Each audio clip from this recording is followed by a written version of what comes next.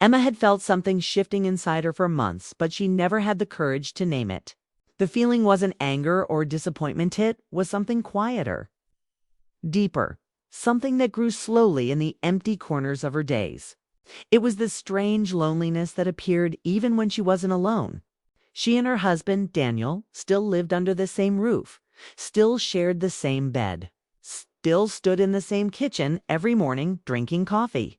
But somewhere between responsibility and routine, the spark that once filled every part of their life had dimmed. She didn't blame him entirely, and she didn't blame herself either. Life had a way of draining color from things without warning. But tonight, looking at the stillness of their home, she felt the truth settle heavily in her chest. She couldn't keep pretending everything was fine. She couldn't keep hiding her feelings behind polite smiles and routine conversations. The sun was falling behind the Seattle skyline, leaving a warm golden glow in the kitchen. Emma stood near the counter, her hands gripping the cool edge, steadying herself. She watched Daniel sitting at the table, finishing his last email of the day. He looked tired, worn from long hours at work and endless deadlines. She used to rush to him the moment he walked through the door, and he used to wrap her in his arms as if she were the only piece of peace he had. But now they exchanged quick hellos and tired smiles. Even their laughter, once effortless, had grown rare. Emma closed her eyes for a moment, forcing herself to breathe. She had rehearsed the words again and again, yet they still felt heavy on her tongue. "Daniel," she said finally, her voice soft but steady, "I need to talk to you." He looked up instantly. Something in her tone made him straighten. She wasn't angry, but she wasn't casual either. He felt a shift in the air, subtle but real. "What's wrong?" he asked quietly. Emma walked closer, but she didn't sit. She didn't want anything between them, not even a chair. "I've been feeling distant," she began, "and it's been hurting me more than I knew how to admit." Daniel's eyes narrowed slightly, not in annoyance, but in confusion. "Distant how?" She swallowed. "This was the hardest part. Distant from you," she said. "From us." He sat back slowly, absorbing her words. The room felt still, as if everything had paused to listen. Emma continued, her voice trembling just a little. "I don't need anything dramatic or complicated. I'm not asking for something impossible. I need more connection, more time, more presence, more affection. I miss how we used to be. I miss feeling like you saw me." Daniel exhaled, rubbing his forehead. "I didn't know you felt this deeply about it." "I didn't either," she whispered. Not until the silence started hurting. She wasn't dramatic by nature. She didn't ask for attention, didn't demand affection, didn't push him to do things he didn't want to do. She had always been patient with him, especially during the years when work overwhelmed him. But patience had turned into distance, and distance had turned into emptiness. Daniel shook his head, guilt washing over him. "Emma, I never wanted you to feel alone with me." "I know," she said gently. "You've never tried to hurt me. But sometimes neglect feels almost the same as heartbreak." Her words weren't meant to wound him. They were meant to be understood. Daniel stood up, hesitating before reaching for her hand. His hesitation startled her more than anything. They had once touched each other without thinking. Now, even a simple gesture felt uncertain. "I'm sorry," he said, voice low. "I thought we were okay." "That's what scares me," she whispered. "We stopped noticing that we weren't." His shoulders fell heavy with the realization. "What do you want me to do?" he asked. "I'll do anything." "I just need us to try again," she said. "To not let our marriage run on autopilot. To not let the days pass without checking on each other. I want to feel close to you again." Daniel nodded slowly. "I want that too." For a brief moment, Emma felt a small wave of relief. Maybe he understood. Maybe he truly heard her. But before she could continue, a soft knock echoed through the front door. They both turned. The knock was unexpected, too gentle to be urgent, too familiar to be from a stranger. Daniel frowned, slightly confused. "Were you expecting someone?" Emma shook her head. "No, you." No. The knock came again, still soft, almost polite. Daniel glanced at Emma one more time before walking to the door. She watched him disappear into the hallway, her heart still aching from the conversation she had just opened. She leaned back against the counter, taking deep breaths, reminding herself that the hardest part was done. She had finally spoken her truth. Daniel opened the door and froze for a second. Standing on the porch was Michael. Emma heard the name before she saw him. "Hey, man," Daniel greeted, sounding uncertain. "This is a surprise." Michael stepped into the warm light of the living room. He wore a relaxed smile, the same easygoing expression he'd always had. Emma walked into the hallway and her eyes widened slightly. Michael had been their friend for years, someone they once saw every weekend. Someone who had lived only a few blocks away before moving out of town for a job.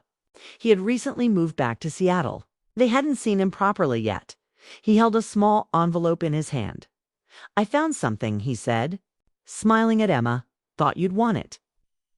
Emma took the envelope carefully. Inside was an old photograph, one she hadn't seen in years. It was from a cabin trip they all took together a long time ago.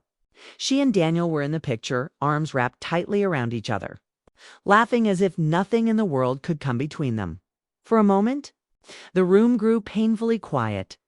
Emma stared at the photo, her throat tightening. She looked so happy in that picture, bright eyes, warm smile, complete comfort. And Daniel, younger and more carefree, held her like she was the most important person in his life. Michael noticed the silence, glanced between them, and though he didn't ask, he seemed to understand more than Emma wanted him to. "Everything all right?" he asked gently. Emma forced a smile. "Just talking." Daniel nodded, trying to hide the heaviness still hanging in the air. Michael didn't push further. He never did. He simply offered a small nod of understanding before leaving. He said something that lingered long after the door closed. "People only ask for more when they still care. Don't forget that." The moment the door shut, Daniel's expression changed. Something in Michael's words had struck deep. He turned toward Emma slowly, his eyes settling on the photograph still in her hand.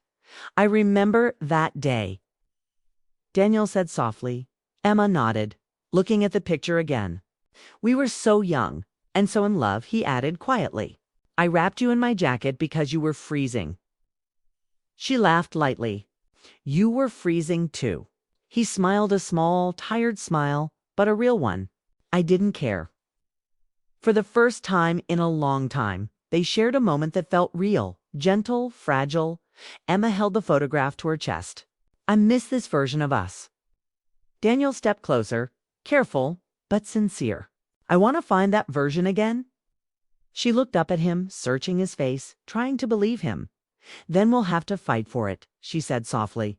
"Both of us." "I will," he promised.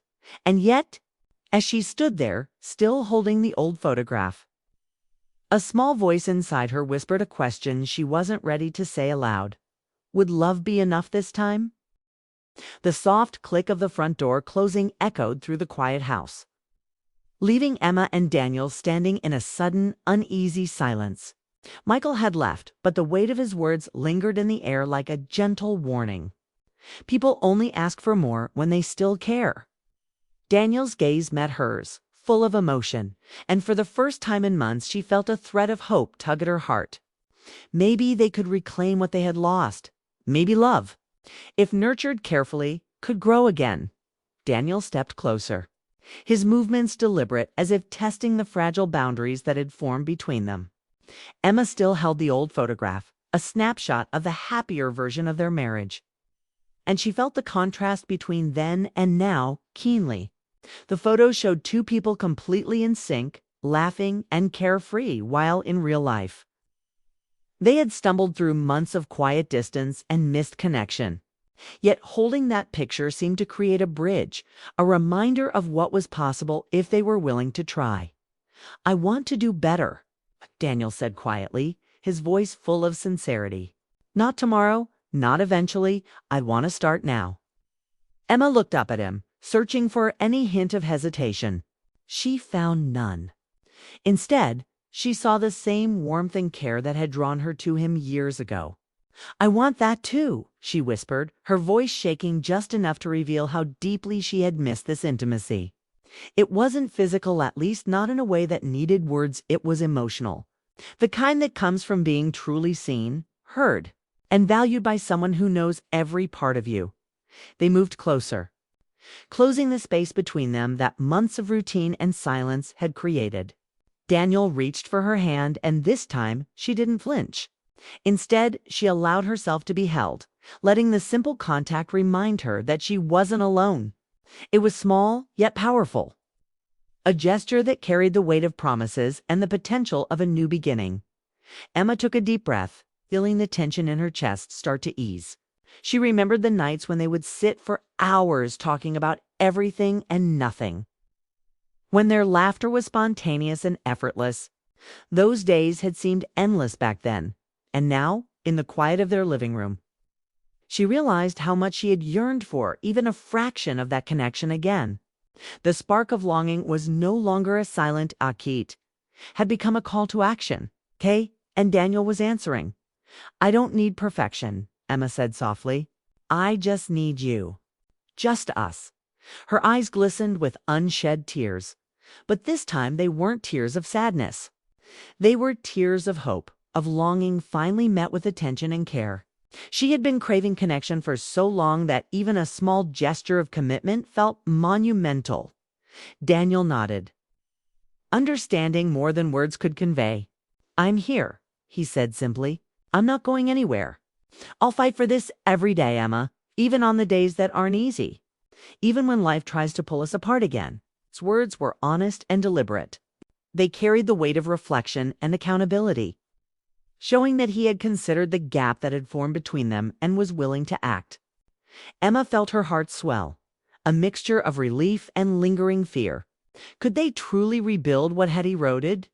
Could love withstand the quiet neglect of the past months and come out stronger? She wanted to believe it could. She needed to believe it could. As they stood there, hand in hand, the house around them seemed almost magical. The golden light from the sunset had shifted to a softer, warmer glow, bathing everything in a comforting calm. It was the kind of moment that felt suspended in time, a pause between the old mistakes and the new possibilities. Emma closed her eyes briefly, imagining that this could be the start of something that felt like home, again not the house they lived in, but the home of their hearts intertwined. Daniel tightened his hold gently, as if to reassure her without needing words. "We can start small," he suggested. "Little things. More dinners together, more conversations. Maybe even revisiting the places that meant something to us before." He smiled, a tentative but hopeful expression, the kind that reflected a man willing to step outside his comfort zone for someone he loved. Emma nodded.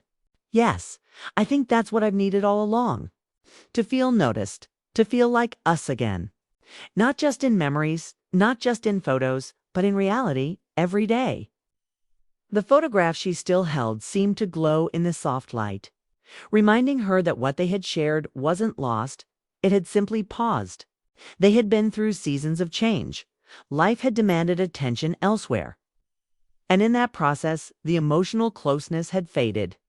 But seeing the photo and standing together now, Emma realized that love wasn't about constant perfection.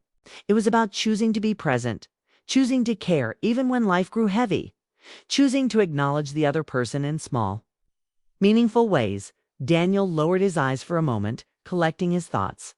"I forgot sometimes, I think," he admitted. "I forgot how important it was to show up, to be there for you in ways that matter. I thought providing and working was enough, but I see now it's not.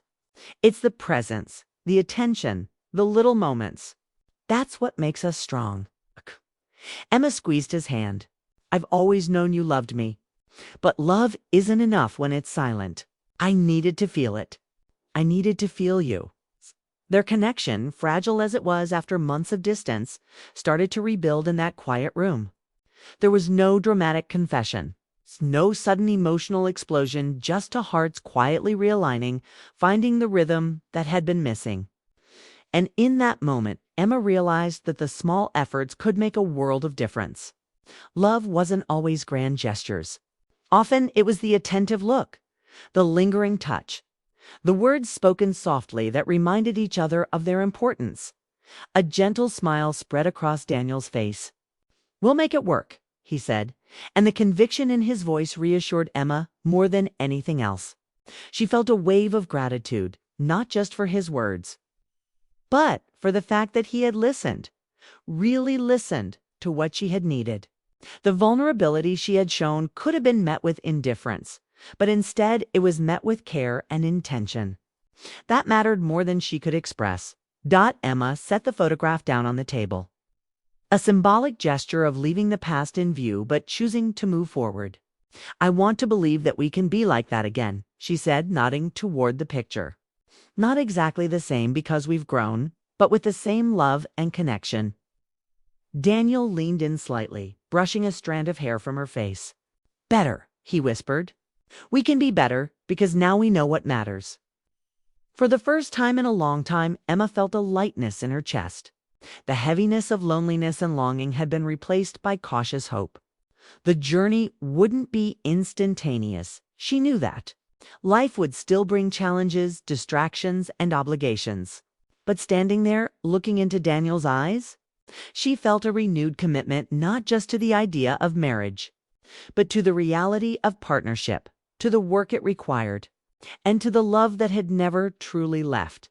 They sat together after a while, just talking quietly, recounting memories, laughing softly, and sharing plans for small moments of togetherness.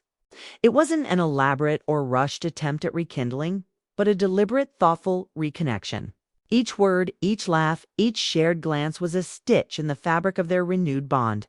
As the evening deepened and the golden light faded into the soft blues of night, they realized that intimacy wasn't just physical, it was emotional, mental, and spiritual.